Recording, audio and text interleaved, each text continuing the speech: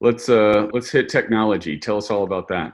Technology we could spend a week on, right? Or weeks or months or years. I mean, and I think it really is a scale of how, and we look at it as being either an existing dependency or a potential likely dependency. I think, that technology is more, it's so broad based and there's so many elements of it that you could again go down to it. But it really is about what role does technology play in the business? What role should it play in the business? Where are the new technology opportunities perhaps, or are we cutting edge? And is our business concept cutting edge dependent? One of the concerns I have in the vulnerability sometimes is a small business that has heavy technology advantages, right?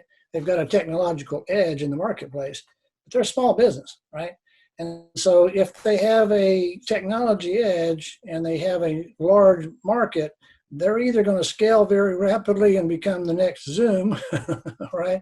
Or they're going to attract bigger, more well-resourced companies who are going to either copy the technology or move around the technology and so forth. So the technology dependency, from the business vulnerability point of view, needs to be understood. There's not a simple solution to say this is what you do about it in every case.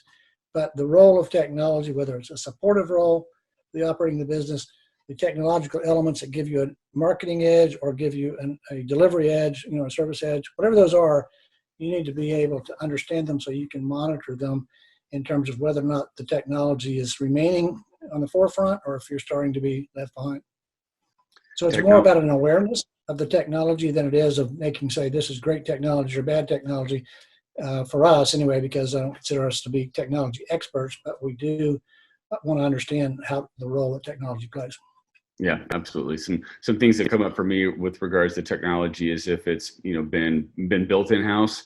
How has it been built? I've got two companies for sale right now that's not their primary revenue stream, but the technology has enabled the revenue. But the technology is the sexy piece for the buyer. The revenue stream is it just happens to be nice, but it's kind of B2B service revenue. The technology is something looked at from these other companies as a bolt-on because they use that technology or something similar or competitive technology as well, and they'd like to bring something like that in-house. Yeah. And I think that goes to understanding what business you're in too, right? I mean, if you're in the sales business and you're selling technology, then you don't necessarily have to be the manufacturer of it or the developer of it. You may be, develop those relationships because your strength is in the sales and marketing piece and your relationships that you have in that pathway. If you're in the business of developing new technologies, typically that's a pretty high capital intensive thing where you're in research and development and trial and error and no revenue production in terms of that part of the process. So if you live there, it's a place where you can get trapped into capital requirements beyond the scope of many small businesses. So understanding what role technology plays and what role it plays in your future, how you either move to a more less vulnerable place, or a stronger place is part of what needs to be at least on your radar, and so making that part of the radar. I love how these two clients used the revenue that was being created based out of a business system they had already developed. They developed the technology to help facilitate and grow and create efficiencies around that business process they had, using a customer focused, they're generating revenue from customers.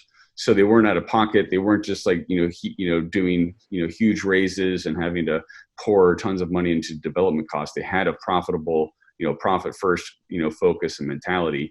And they initially approached the brokerage just trying to sell the service-based revenue, not necessarily focusing on the technology. Once I saw the technology, I re-angled the sales opportunity to a technology focused with a recurring revenue stream with it from their business services. And that was a really big shift in that entrepreneur's thinking as to how they were approaching the market to sell, but ultimately turned into paying great dividends for them, which is very similar to my own exit strategy in 2016 when I sold a reporting system to a shopping cart. I needed the reporting system because no shopping cart had a reporting system for subscription-based e-commerce, subscription boxes. So I built one, extracting all that data out of the shopping cart I was using, giving me management reporting, And then sure enough, that CRM or that shopping cart ended up buying it from me, because it was a profitable system. And at that point, I had gone ahead and rolled it out to, a couple of dozen other, other e-commerce entrepreneurs. And it's an interesting way that technology can be taken kind of down a different path than maybe you're thinking if you're on the sell side. But on the buy side, looking out for opportunities that can reduce your expenses, because you may be using an off-the-shelf piece of technology that may have already been built by another aspiring entrepreneur or another startup. That an acquisition of that could also reduce your costs and give you a competitive advantage.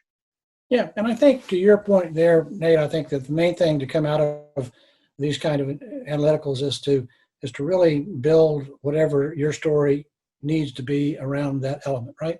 What is your technology piece? How does it fit into it? How does it fit into your world currently, and how does it fit into your world going forward? Do you have the expertise that you need in order to be able to utilize it the way that it is, or what is your role relative to the technology that plays a role in your business?